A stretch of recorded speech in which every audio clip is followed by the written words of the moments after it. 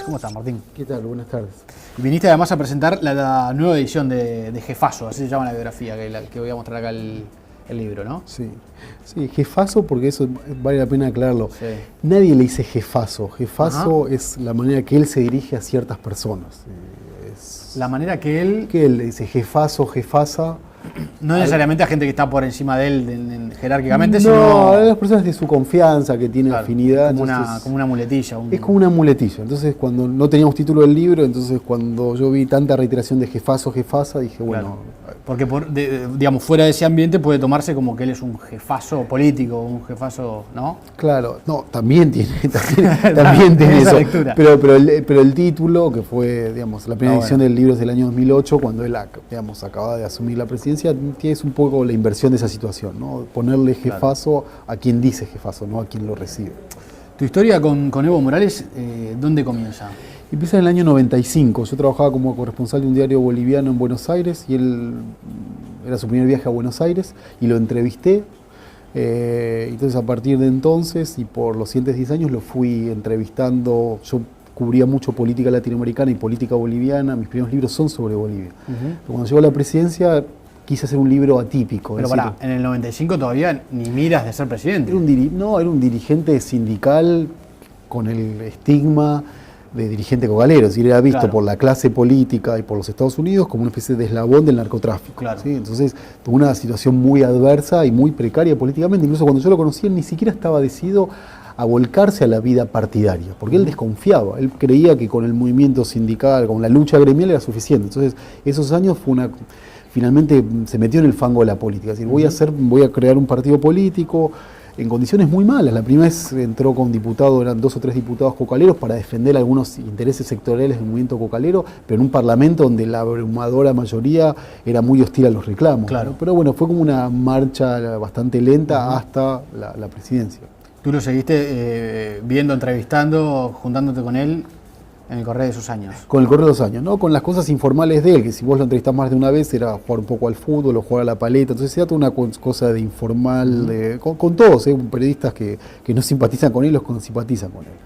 Entonces cuando él ganó la presidencia dijo, bueno, yo quiero hacer un libro atípico, es decir, ¿qué es un libro atípico? Quiero estar con vos, le dije, cuando en las reuniones de gabinete o cuando te encontrás con Gaddafi o con Fidel Castro o con Chávez. Entonces, en los siguientes 2 o 3 años pasé mucho tiempo con la cotidianidad, que es una cotidianidad particular, porque Evo Morales se levanta, su primera reunión es a las 5 de la mañana. Entonces, bueno, fueron días que había que levantarse a las 4:30 y estar en las reuniones de gabinete, ver cómo es una reunión de gabinete, ver cómo es una negociación de un aumento salarial con docentes. Entonces, en el libro, digamos, cuento esa intimidad, esa cotidianidad. Es muy interesante eso desde el punto de vista del periodista, ¿no? John Lee Anderson hizo algo parecido con Hugo Chávez. Lo siguió, viajó con él, iba en el avión, en sus giras. Entonces, claro, si vas a conocer al personaje político desde otro lugar, ¿no? Sí, exactamente. Y también te das cuenta del tema de las preguntas, ¿no? Yo inicialmente, como le hice muchas entrevistas, después me di cuenta que lo más interesante no era tanto la pregunta, sino que ver lo que sucedía. O sea, claro, ser más observador que interrogador o insistir con los temas, porque aparte en las entrevistas él más o menos repite lo mismo que dice en los discursos públicos y lo que dice en otras entrevistas. Entonces me parece que era más interesante esa la interacción, ver cómo se toma una decisión de Estado. A veces me acuerdo que estábamos viendo un partido del Barcelona y faltaban 5 minutos y en esos 5 minutos él tomó una decisión sobre un conflicto muy particular. Así que a veces los presidentes toman decisiones en esos momentos y estar ahí también a mí por lo menos me ayudó a entender estas particularidades en el contexto de un gobierno que ha hecho, digamos, grandes cambios en Bolivia. Uno puede estar a favor o en contra, pero nacionalización de los hidrocarburos, nueva constitución, crecimiento económico, digamos, hay una serie de novedades que son las que en el libro también obviamente están contadas y desarrolladas. Martín, ¿y qué cambió de ese primer encuentro del año 95 a lo que fue después cuando Evo era presidente? En tu impresión, ¿no? Bueno, el tema del Evo Morales atento a la gestión y a la economía, que eso para mí es lo más novedoso. Evo Morales llegó a la presidencia, y yo lo cuento en el libro, sin saber cómo se genera la inflación. Se lo contó estábamos en un desayuno con inversores norteamericanos en el Council de las Américas, y dijo, señores, yo llegué a la presidencia porque yo no tengo título universitario, no sé cómo se genera la inflación, ahora sé que hay que mantener la inflación controlada. ¿Sí? Entonces, fue una suerte de aprendizaje en la marcha, es decir, la gestión. Entonces el Evo Morales de ahora es que habla de infraestructura, de proyectos, de crecimiento, de cuestiones que no estaban en su universo, y como él tiene una gran capacidad de absorción y se ha rodeado de muy buenos asesores, ha llevado una gestión que era lo más inesperado. Si vos ibas a Bolivia y hablas incluso con muchos de sus adherentes, la semana de la sección, después de asumir, era ¿cuánto va a durar alguien que no conoce economía? Bueno, ahora hasta el Wall Street Journal el fin de semana lo elogió, o sea, es como elogiado incluso por los mercados financieros por eso, porque no solamente la economía boliviana es la que más crece en la región, Sí. lo crece sin inflación, redujo pobreza, desigualdad, entonces todo eso fue algo que se armó sobre la marcha. En aquel encuentro del 95, ¿te imaginaste un desenlace político así de Evo Morales o era impensado en ese momento? Quedaría muy bien decir, sí, Sí, yo vi lo que vi iba a en sus ser, ojos. pero para nada. No solamente desde el 95, no pensé que iba a ser presidente, y aún así en el año 2002 yo trabajaba por un documental de la BBC de Londres, entonces como un documentalista lo acompañamos mucho en esa campaña del 2002, que era tal nivel de precariedad que, por ejemplo, algunos candidatos en Potosí, las listas se armaron llamados de último momento, porque no tenemos quién poner en la lista, y decir, no, igual no va a entrar nadie por Potosí. Bueno, entraron esos...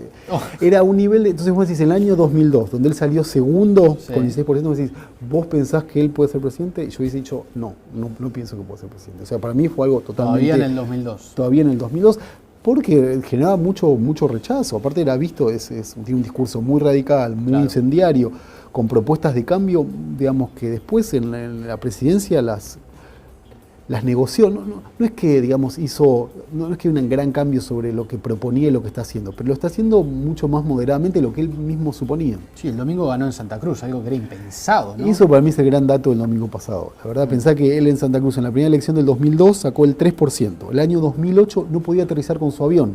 ¿Te acordás? Las élites Sí, del claro. Oriente querían autonomía para controlar los recursos naturales y desconocían la autoridad del presidente. Sí, sí. ¿No? Entonces eso generó una situación, yo no digo guerra civil, pero sí de un riesgo de un conflicto... Un fraccionamiento Sí, del un país. conflicto muy... Sí. Y en el cabo de estos seis años, gracias a que él tomó la bandera de la autonomía, dijo, esto no es un tema de Santa Cruz, es un tema de todos los bolivianos, la autonomía tiene que estar en la Constitución, destinó mucha obra e infraestructura, aisló a los más radicales del Oriente, cooptó dirigentes de la oposición, las organizaciones sociales afines a Evo Morales tienen más presencia territorial, y eso, sumado al boom económico, hicieron que finalmente la oposición regional se fuera desintegrando al punto que en esta elección ni siquiera presentaron candidato, ¿no? Que era como lo que se esperaba en esta elección, que la oposición a Evo Morales es una oposición regional. No la hubo, y bueno, esta oposición política es muy débil. De acuerdo a las bocas de urna, la diferencia con el segundo es del 35%. Para Bolivia es una diferencia sideral, porque desde la recuperación de la democracia en Bolivia, cada presidente tenía el 22, 23, 25% de los votos.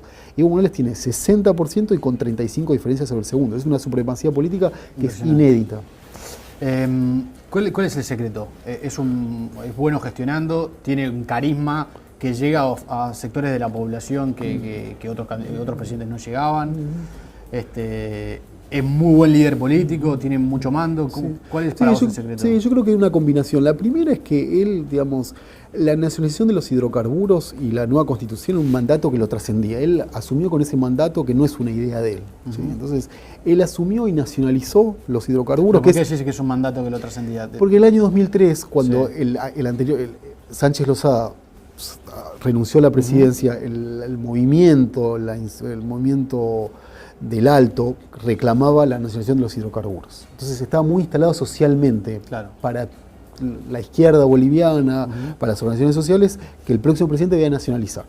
Ahora, Evo Morales se proponía una nacionalización mucho más radical de la que fue. Finalmente, la nacionalización, que es el acto fundacional del gobierno, ¿en qué consistió?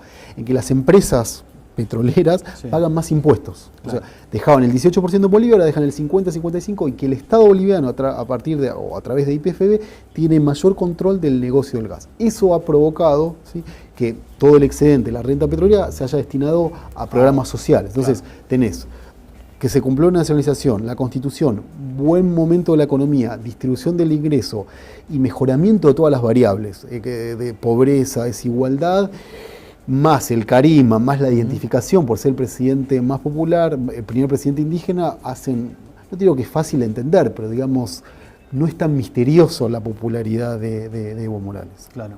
¿Cuáles son las sombras? Para mí la personalización. Yo creo que la personalización del proceso en él era inevitable en un comienzo. No hay sucesores. No hay sucesores y la organización política, el MAS, sí, no funciona como organización política. Era un sindicato de campesinos que pasó a ser un partido de gobierno. Entonces gestiona, pero no funciona como una organización. Y yo no digo que tiene que copiar ni el modelo chileno, ni el uruguayo, ni el argentino, pero no hay una organización política. Entonces la debilidad, la principal debilidad, es eso, ¿qué sucede si un presidente se resfría? Entonces todo eso es como uno de los grandes temas de acá hacia adelante. Si el gobierno saca el 2/3 en las elecciones, puede modificar la Constitución y una reelección indefinida. Eso yo no lo veo tan claro. No creo que sea la idea inmediata de Evo Morales. Pero es una de las posibilidades. Si no tiene en quién delegar el poder, también es difícil. Claro. Yo creo que a la luz de lo que sucedió en Venezuela, por ejemplo, se está abriendo un debate en que la sucesión sea mucho más pensada y menos improvisada. Y no es solamente que sea un dedazo, que él elija a su sucesor, sino que también que el MAS empiece a funcionar como partido. Esa para mí es la principal debilidad. Claro. Ha sido también muy criticado por algunas organizaciones por sus consideraciones hacia las mujeres, por algunos temas más así políticamente incorrectos, digamos. ¿Eso es un tema cultural en Bolivia? ¿Te parece que es un rasgo de su personalidad?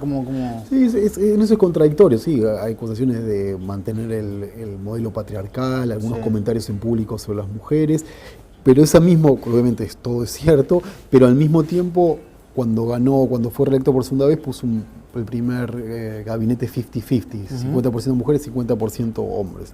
O sea, hay tensiones. La idea me parece que es imposible verlo de Morales como el presidente de los indígenas o el presidente hiperradical. O sea, hay muchos matices que hay ir viendo. Y las cuestiones de género, sí, muchas organizaciones lo cuestionan eso, pero al mismo tiempo reconocen algunos avances. ¿Qué agrega esta nueva edición del libro? La edición esta agrega los últimos 6 años, porque cuando salió el libro era el momento donde parecía que Bolivia iba a la desintegración. Entonces, estaba caliente. Entonces fueron estos 6 años que son finalmente la mirada sobre las dos presidencias y esa cotidianidad de esas dos presidencias. Bien. El libro va a ser presentado hoy aquí en Montevideo, en la Universidad Ort, ahí en la avenida Uruguay. Jefazo, una biografía de Evo Morales. Gracias, Martín. Muchísimas gracias. Muchas gracias por haber venido. También tiene eso. Lectura. Pero el título, que fue, digamos, la primera edición del libro es del año 2008, cuando él, digamos, acababa de asumir la presidencia, es un poco la inversión de esa situación, ¿no? Ponerle jefazo a quien dice jefazo, no a quien lo recibe. Tu historia con Tilla. Es como una muletilla. Entonces, cuando no teníamos título del libro, entonces cuando yo vi tanta reiteración de jefazo, jefasa, dije, bueno... Porque, digamos, fuera de ese ambiente puede tomarse como que él es un jefazo político, un jefazo, ¿no? Claro, no, también tiene... ¿Cómo estás, Martín? ¿Qué tal? Buenas tardes. Viniste además a presentar la nueva edición de Jefazo, así se llama la biografía que voy a mostrar acá el libro, ¿no? Sí, jefazo, porque eso vale la pena aclararlo. Nadie le dice jefazo. Evo Morales, ¿dónde comienza? Empieza en el año 95. Yo trabajaba como corresponsal de un diario boliviano en Buenos Aires y él era su primer viaje a Buenos Aires y lo entrevisté. Entonces, a partir de entonces y por los siguientes días, jefazo es la manera que él se dirige a ciertas personas. La manera que él le dice jefazo, jefasa. No necesariamente a gente que está por encima de él jerárquicamente, sino a las personas de su confianza, que tienen afinidad. Como una muleta.